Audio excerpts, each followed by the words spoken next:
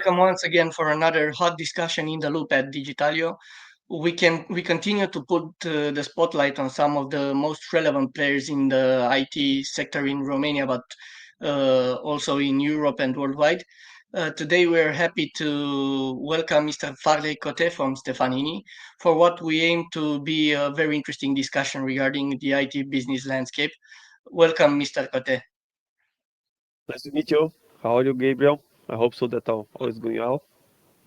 Well, I'm fine, thank you, and we're very happy to have you as a partner of discussion today. We could still say that you are newly appointed as the CEO for an extensive area, including North America, Europe, Middle East, Africa, Asia, and Pacific, right? Yes, I was before in charge of what we call EMEA, is Europe, Middle East, and Africa, for 8 years. I was even my house was even here in Bucharest. That was my home, and I just moved in December to US when I took over the North America, Asia Pacific business as well. This business, this part of the business is even bigger than the EMEA region before.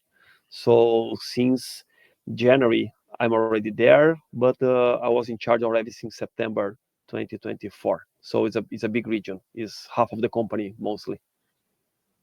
Okay, so considering that you're covering such a large area, I would start by approaching a topic that has been highlighted over the last period of time, the innovation gap between Europe and North America. How much is lagging Europe behind North America, and what the European ecosystem should do in order to raise its competitiveness?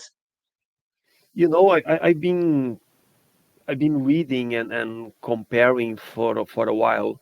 I don't see that the biggest gap is exactly about capacity or knowledge. I think that is just the business model. Americans are more aggressive. They are, by nature, Europeans are a little bit more conservative, and I'm talking about ourselves as well. Uh, because our customers they take different type of approaches. Americans are more aggressive on that way. If you take a look from the top 10 companies in the world, from the IT companies, I think that all of them are in US. So there is a reason why they have the headquarters there, and they have everything happening there, because it's where you see the biggest volume, but it's the country that is really supporting innovation, etc. So somehow even some European companies that they were born in Europe in the past, with the years when they get bigger and bigger, they usually they take a decision to have the headquarters in US as well. Well, in this respect, is the level of regulation within the EU a burden for innovation, for fostering bigger companies and extensive companies? Yes, unfortunately, I was feeling that in my skin. So it's true. Uh, we see like there is a quote in the market that they say Americans they build ideas, Chinese they make it happen, and Europeans they put in place the legislation to control everything. So it's like, don't take me in the wrong way, but that's how the world is evolving, and how we see nowadays is that's a reality. Because somehow sometimes instead of looking for how we innovate and how we disrupt, because innovation sometimes is related to disruption as well. And if you see Europeans or European like in general, they are focused more on the legislation and the law behind, like GDPR, all these aspects. Usually they are born here in Europe. I'm not saying that is right or wrong. I'm just saying that for some innovation, when you don't have very clear exactly how is going to be the outcome, you cannot really have everything clear related to legislation. Well, and I'm asking you now I want an objective perspective because I know that you lived in Romania for a few years, and I'm asking where is Romania in this landscape within Europe and within the global ecosystem? Romania has a very powerful people here. The people are very knowledgeable. They have very good skills. I think that we have big companies here. You see all the big tech companies, they have something in Romania as well. I think that our main delivery center for the entire Europe, we have the people based in Romania. So we have all the delivery centers around. Yes, we have in different countries like Poland. We have even in Moldova, in Italy right now as well. But Romania still is a very powerful one. I think that you see even some international unicorns that nowadays are like very powerful. They were born here in Romania, so it's a country with a lot of potential. Well, I'm narrowing a little bit the perspective now, since Stefanini is one of the big employers in the Romanian IT industry, and I'm curious, how did the cut of fiscal facilities has affected you here on a local ground? Yeah, I can tell you by my own experience. Don't forget, I didn't mention before, but I came from Brazil. It's a country with a lot of challenges about legislation, taxes, etc. It's a country in a similar situation like Romania. We are not the richest countries in the world, so the governments they are really looking how they can find more resources, and that is going to be translated in taxes, etc. In my opinion, I saw that happen in Brazil before. Unfortunately, I've been mentioning that with the team. If the country keep pushing for more and more taxes and these regulations, you start making the lives of the companies that are here a little bit more challenging. And then it can happen that one day some companies are going to look for other places that they feel more like protected from the government as well. So this fiscal instability, we just had some changes in the end of the year that is impacting some of the people as well. It's a little bit painful, and I had the same experience many years ago in Brazil, and we saw that Brazil lost the traction a little bit on the global picture because we lost a little bit the competitiveness. So it's something that the government they need to think about that. Romania is a powerful country. The Europe is buying service from here. I think that the people are well prepared, but if they keep raising taxes, etc., maybe the country is not going to be that competitive anymore versus some other countries, and then that is going to be a little bit can be painful for the country as well. So, in this context, what are the business perspectives for you at Stefanini in this stiff geopolitical context? Also, the instability in the region, and also the local instability here in Romania. What are your plans, and what do you aim to achieve? You know, something that as a Brazilian, I can tell you, you get used to instability. You get used to operate when the government is not doing the best sometimes for the country. You can have here geopolitical problems. Uh, Other countries they have problems with the nature, etc. So that is the world that we are.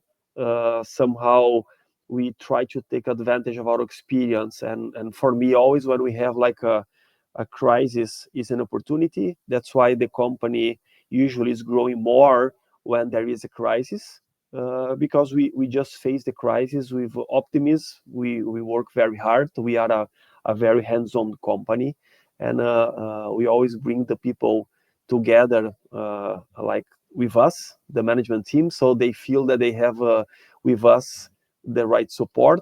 But the reality is, it doesn't matter where you are in the world. You always are going to have your local challenges. You are going to have, and when you get bigger, like we are already in more than 40 countries in the world, you are exposed to different type of situations. Can be political, can be like for some other reasons. We just have for a while the war with Ukraine.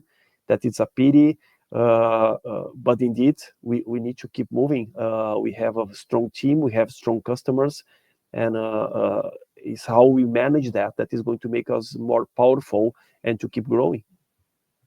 Have you considered moving a part of your operations from Romania, maybe in a safer area of the world, or? No, no. So far, like I just mentioned, we are not. We have our competitors. Some of them they have a very clear strategy.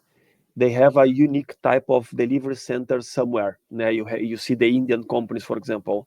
We as a company, we were born with a different strategy. We have what we call a nearshoring approach. So we have multiple delivery centers for the different regions and locations.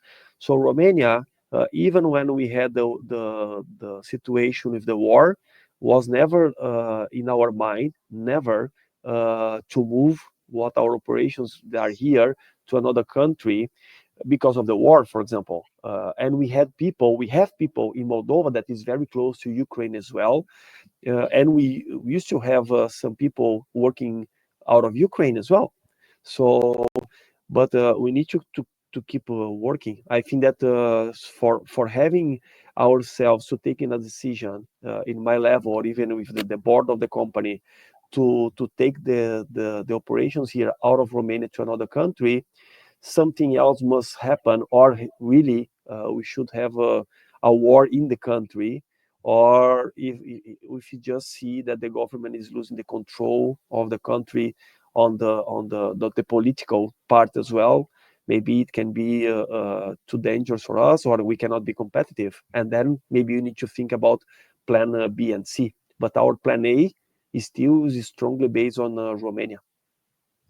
Changing a little bit the angle now, a lot of global IT companies has made major layoffs during 2024 and has announced similar moves in 2025. Is Stefanini planning to lay off some of the staff, or I don't know, maybe the opposite, taking the opportunity and maybe employing some experts that are being laid off from somewhere else? Yeah, the reality is we are very proud. I joined the company 16 years ago, and I don't remember. We never had once, never. It never happened like a layoff in big scale. You can have some normal people coming and leaving. It's normal. In some cases, based on performance, we let people go. But we never had a layoff like it's happening with the big tech IT. It's true as well that during COVID, a lot of companies they start hiring a lot of people because the market got crazy about the digitalization. Everybody was working from home, and a lot of business decided to speed up the process. So a lot of companies they hired a lot of people, and now it's just like they are just making the what we say they are A just rebound. making some, yeah, a rebound. It's normal. It's like if you go to stock market, it's the same. The prices go up and they go down. If you talk, that's the reality. We are not on that situation. We have been growing in the last 16 years in a row. So since I'm here and before, we never had one year that the company dropped. So we always go, we move forward. We always have a growth. During the COVID, this 4 or 5 years, we managed to double the company in 3 4 years. Right now, even when the market is with, like you mentioned, we have the wars, this instability, we have all this unglobalization happening because of the situation. We still are growing. Last year, we grew as a company 15%. This year, we are planning to grow another 15%. So uh, we are not in a situation that we are planning to have any type of layoffs. It can happen in the future. Never say never. Imagine that we lose a huge customer and we don't, and the market is really in a very cold moment, and then we cannot really reallocate people. It can happen, but for us, it usually is the last option. And we had cases in the past that we just reallocate people in different contracts, etc. And once we are always winning new customers and we are growing, is always a good way to reallocate people when instead of letting them go to the market, you know. One of your specific mentioning from earlier, you said that you plan a growth of 15% for 2025, right? Yes, You mean at a global level or only that for the that region? that's in the global level, and my region, I mentioned, is like North America, Asia Pacific, and EMEA. The target is 15% as well. We have some Okay. pieces of the business that are growing 20, some of them 12, 13, but on the global Mhm. scale is 15%. That's the objective, and in my region, specifically speaking, is 15% growth as well. Okay. So in this projection, what would be the core business that would assure this growth? Well, we have in our portfolio a lot of services. We are covering almost end-to-end services. We are going to grow in almost all of them. We have the traditional digital place, is where we have strong capabilities, is like service desk, field service. We support companies locally. We have application software development that we have a big organization, and then it's going to grow as well. There is another piece that is very relevant for us, that is infrastructure. Everything that you imagine about servers, cloud, everybody's talking about everything must be on cloud. We have cybersecurity. Everything is embedded in infrastructure. Is another very important business unit for us. So these three of them are the main, and then we have a lot of smaller ones that are growing even more percentage wise. They are growing even more than these big towers. For example, we have one of the towers that is fully focused on manufacturing, that we call smart manufacturing. We have the bank sector. Some of them are growing even more than the average of 15%. Well, with such a optimistic perspective, I'm sure you will have big news to announce for Romania and for the region in the near future. So thank you for the discussion, and we're waiting for other good news. Thank you so much. It was a pleasure to meet you here.